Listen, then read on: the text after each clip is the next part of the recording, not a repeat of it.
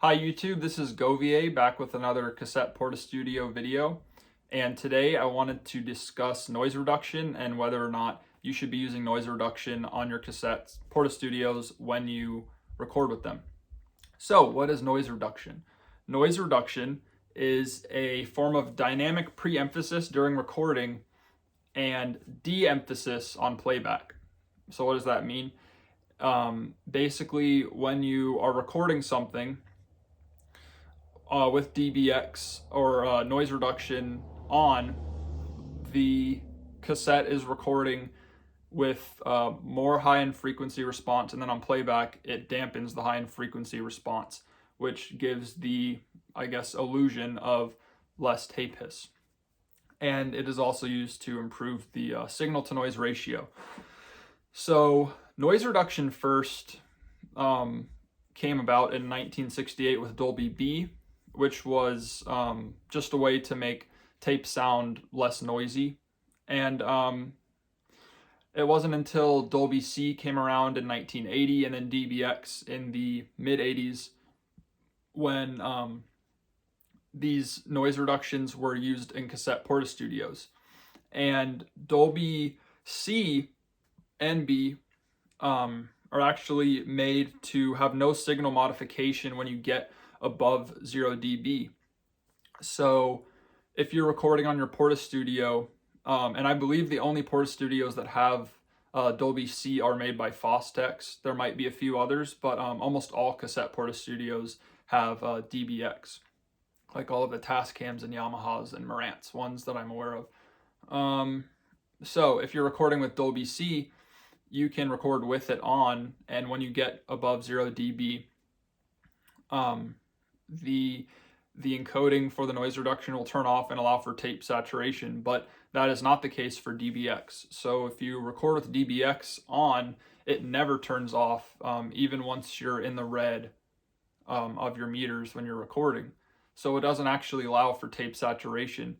It allows for DBX saturation, I guess, which is still a cool sound, but it's DBX saturation. So let me see. Yeah, so DBX is records with a 2-to-1 ratio compressor, and it basically does something called companding, which is compression on the way in and then expanding on the way out.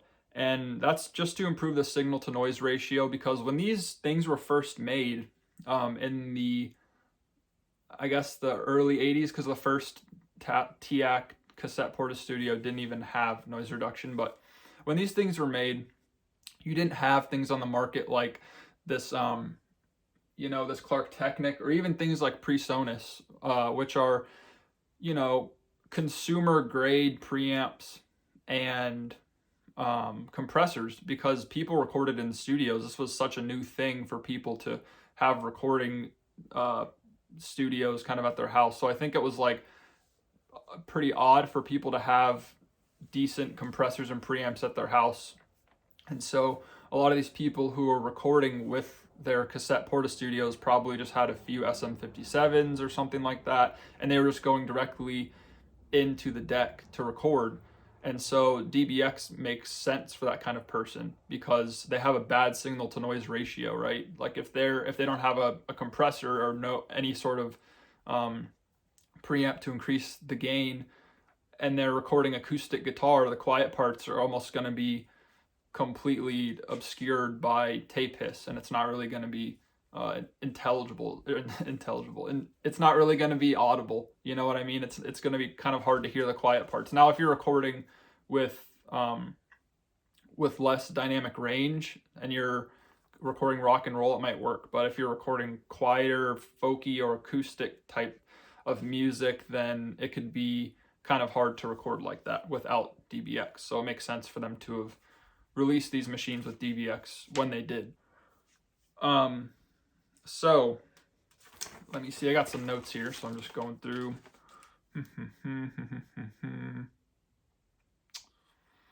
So I would say that in modern day cassette recording with portastudios in what year, 2022 it is, yep, 2022, you should use DBX only if you have a really bad signal to noise ratio. And so that means if you are like recording, with no outboard gear by yourself, and it's a really like low budget that you're working with, you only have a few mics, and your music is really dynamic. If it gets really loud, really quiet, I would suggest using DBX just because it will kind of even everything out, and you're not going to have the quieter parts that are just hissy as all crap, and you can't really hear it. Well, you can't even hear the instruments because all you hear is hiss. But at the same time, if you're recording with these things, maybe that's the sound you want. But so yeah, I would say in that instance, I would use DBX. Another instance I would use DBX is if you are recording drums and you want that really warm, muffled, really like high low end frequency response sound, then I would record with DBX on. And that's more for people who just are using the portastudio to record certain things and then like putting it into their DAW, which I don't do. I just record on this thing straight up. But if you are just using it as a pass-through, I would experiment a little bit. But I would say for drums, DBX does tend to sound really cool. For guitar, it can kind of sound a little bit muffled, and you can lose most of the high end.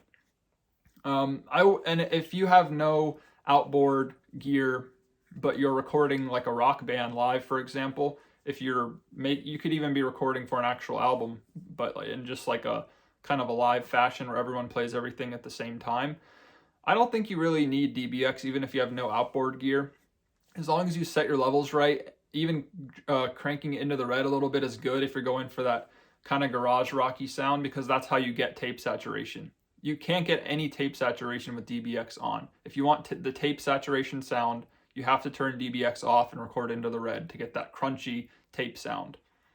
And so, yeah, that's pretty much it. I mean, if you have a song or a band that is really dynamic, no outboard gear, I would say try it out. And if you have outboard gear and you're recording a band or solo, even if it's dynamic, I don't think you need noise reduction.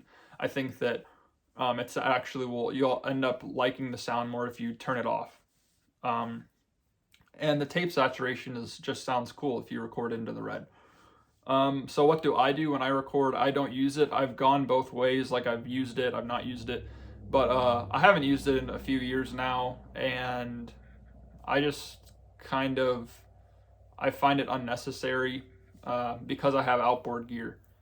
When I first started, I didn't have any outboard gear. I just had an AKG microphone, like a $25 microphone, and I didn't really even know what I was doing. I didn't really give much thought to it, but I was pleased with the results. But I was using the tools that I had to their highest capabilities. But I feel like at this point, to be using DBX in my recordings would be almost the antithesis of that. It'd almost be like not using my tools to their highest abilities, because I have compressors that do what DBX can do for me. And if I want to take out the high end, I can just do that on the EQ of the cassette portastudio.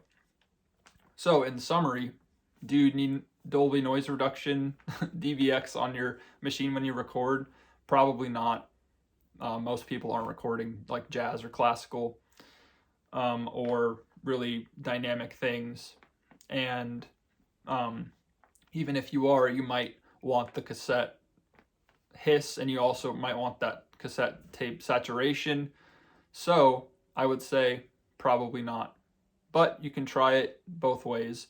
And if you're just recording things into your cassette portastudio to bounce into your DAW, definitely try it out, see which sounds you like more. But my vote is for generally no, unless you have absolutely no outboard gear and you're recording on a budget. But you got to experiment. You shouldn't listen to what anyone tells you and take it to the bank for anything in life. You got to just try what you want to try and figure it out for yourself. But as for me, I'm not going to be using any noise reduction in my cassette portastudios anytime soon. So thanks for watching. If you like the video, you can like and subscribe and all that stuff. And yeah, thanks. I will see you next time. Bye.